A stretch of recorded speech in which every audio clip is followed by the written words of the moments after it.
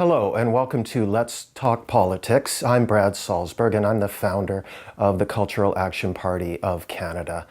In this segment, we're going to talk about what transpired at the Vancouver protest rally this past weekend. It was a very interesting situation that turned out in a manner that was not expected by anyone. We had organized a protest rally. These protest rallies are questioning the Liberal government policies and the policies of Justin Trudeau in particular, as they relate to refugee status, immigration, multiculturalism.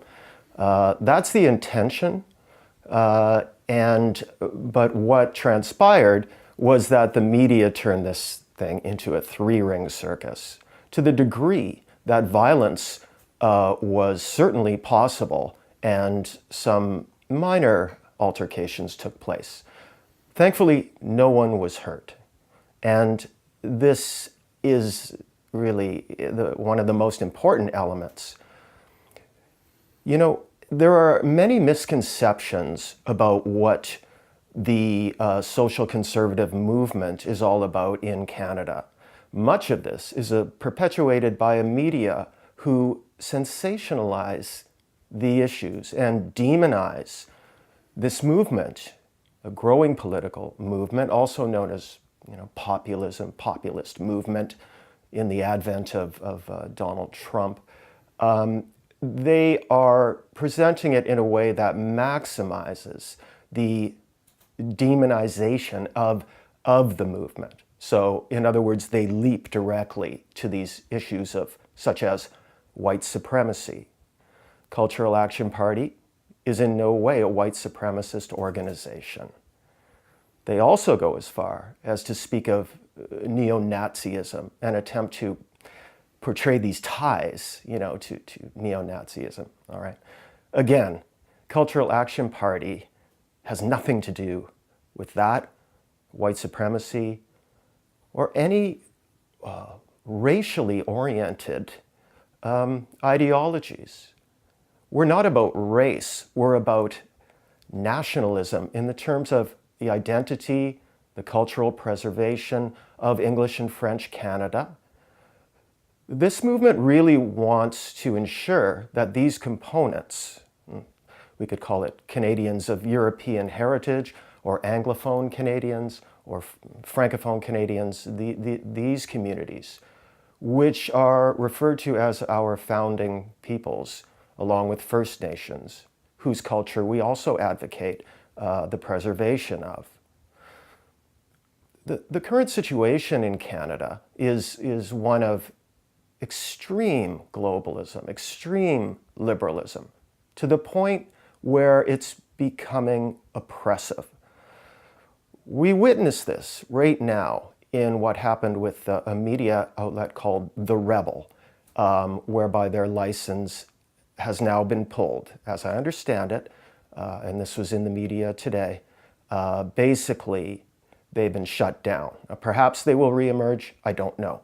However, it's indicative of a very important social development, and that is the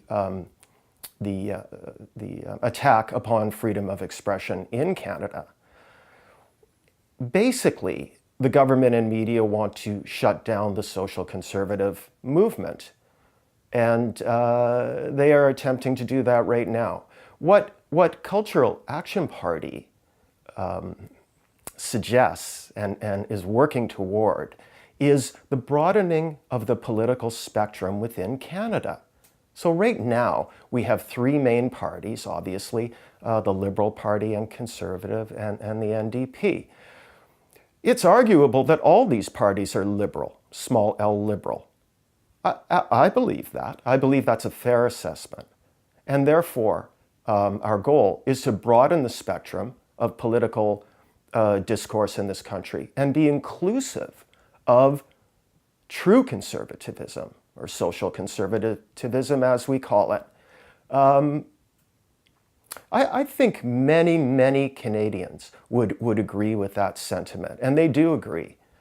And we're seeing this in the aftermath of the rally. There was also another rally in Quebec that happened in the past couple days, whereby, and this is very interesting. I mean, the organization who put this on, they are nationalists. They're Quebec nationalists. They want to preserve Quebec culture, identity, heritage, language. And frankly, I don't blame them. And English Canada should be doing the very same thing. In this rally, what occurred was that the rally organizers were entirely peaceful. However, their opponents were entirely aggressive, even to the point of attacking a global news journalist and throwing his camera to the ground or pushing him to the ground, something to this effect. He was definitely assaulted. This is a fellow who has written multiple articles in support of Syrian refugees and even spent time with a Syrian refugee family. And what does the leftist aggressors do? They beat him up.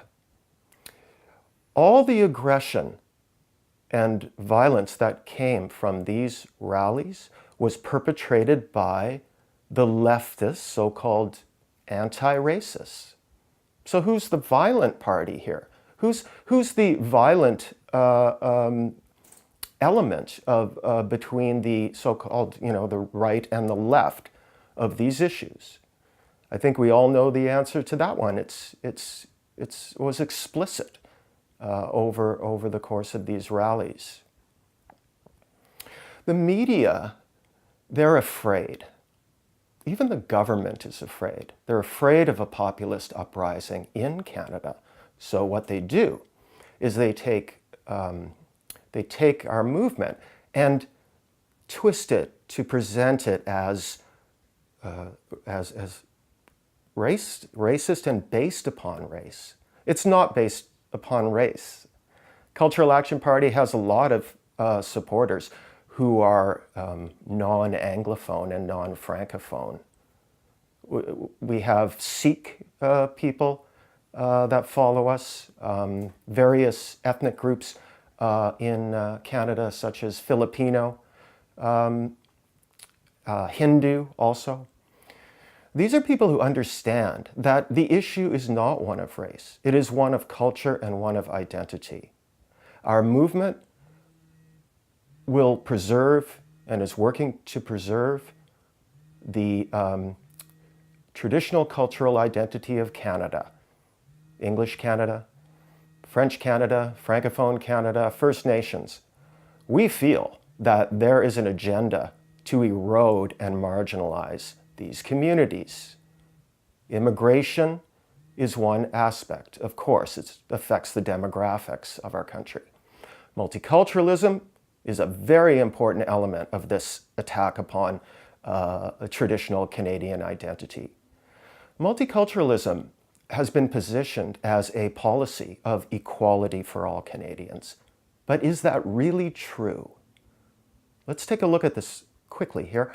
The multiculturalism, its ideological basis is a leveling of the playing field for all ethnic and religious groups in Canada.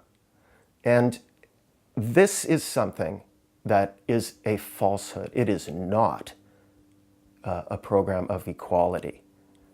And it is not a program that is going to result and is resulting in harmony, social harmony within Canada. In fact, the very opposite is true.